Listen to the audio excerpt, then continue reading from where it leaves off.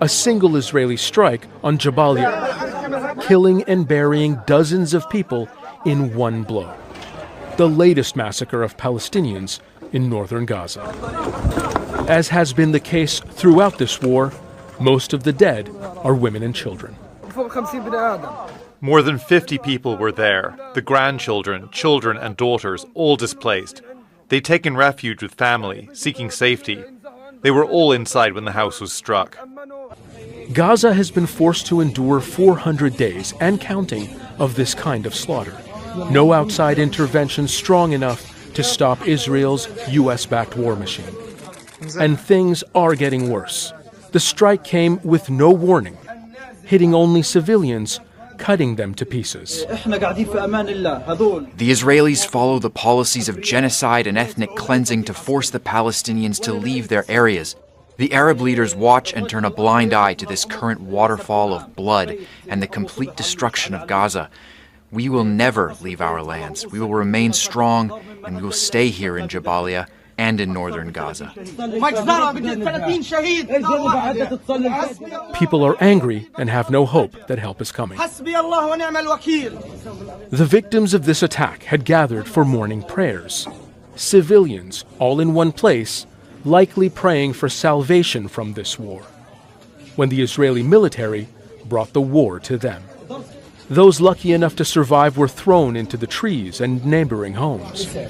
What is left of those who were not lies scattered or buried under rubble. Zain Basravi, Al Jazeera. Genocide. Noun. The systematic killing of substantial numbers of people on the basis of their ethnicity, religion, political beliefs, social status, or other particularities. Genocide. Verb. To commit genocide against, to eliminate, a group of people completely. Gaza is a total disaster. If you can think of something bad that is happening in the world, it's happening in Gaza or to people from Gaza.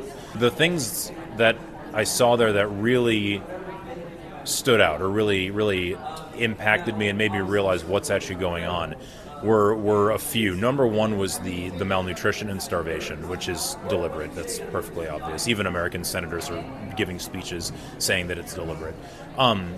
The second thing was the targeting of children with gunfire.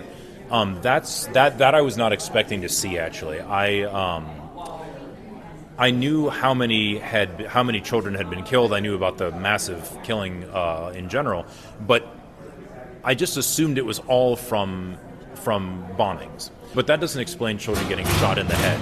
And definitely not every day. I mean, literally every day I was there, I saw a child shot in the head. That's not an accident. That's deliberate targeting of children for death. That's murder. That is not something that my government should be supporting. That the United States government should not be funding this. Benjamin Netanyahu famously said, if the Americans cut off arms, then we'll fight with our fingernails. Okay, good. You go do that. Go enjoy fighting with your fingernails. Leave my bombs and my guns and my money and my prestige and my government and my people out of it. That's what I would say. I've seen a whole spectrum of injury patterns inflicted by Israel on Palestinian civilians in Gaza. The injury patterns I've seen most consistently are things like crush injuries as a result of Israeli airstrikes on homes. Between 60 to 70% of those injured and those who make it to the hospital are actually children. I can tell you that I have seen injuries that indicate deliberate targeting of children and deliberate targeting of civilians. So I've seen things like gunshot wounds to the abdomen of children, to the chest. I have documented evidence of gunshot wounds to the extremities of babies. Your priority is saving civilian lives and minimizing civilian casualties, then your responsibility as an American citizen is to advocate for an arms embargo against Israel. I think this is a no-brainer for the American political elite, whether you're a Democrat, whether you're a Republican, Green Party, Libertarian, it does not matter. The right thing to do is to stop arming Israel. As to the origin of the present Jews in Palestine, he states that those Jews derived from Eastern Europe, and many of the Jews that today live in the reconstituted state of Israel come from Eastern Europe.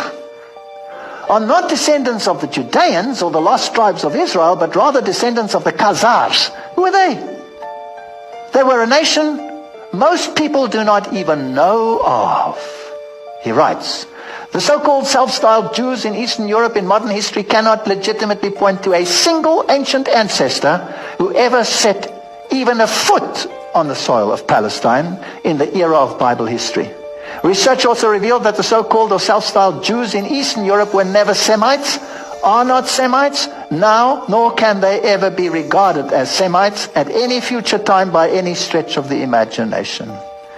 What secret, mysterious power has been able for countless generations to keep the origin and the history of the Khazars and the Khazar kingdom out of the history textbooks? Did you ever learn about it at school? I never learned about it. And out of classroom courses in history throughout the world, the origin and the history of Khazars and the Khazar kingdom are certainly incontestable historical facts.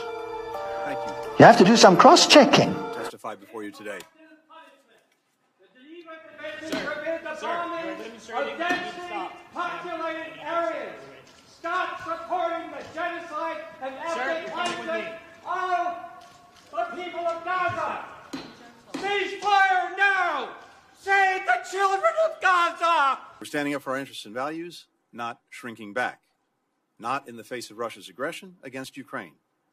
Not in the face of an intensifying strategic competition in the Indo-Pacific and around the world. If the witness will suspend, and I ask that everyone again respect this hearing, we will suspend until the room is cleared. Is calling for a ceasefire. Shame on you all. Our diplomacy, our development must work hand in hand. Committee will suspend, and again, I appreciate that people feel passionately about these issues. I would ask that you respect our witnesses and our committee members and allow the American people to hear their testimony. Come on, I'm an Army colonel.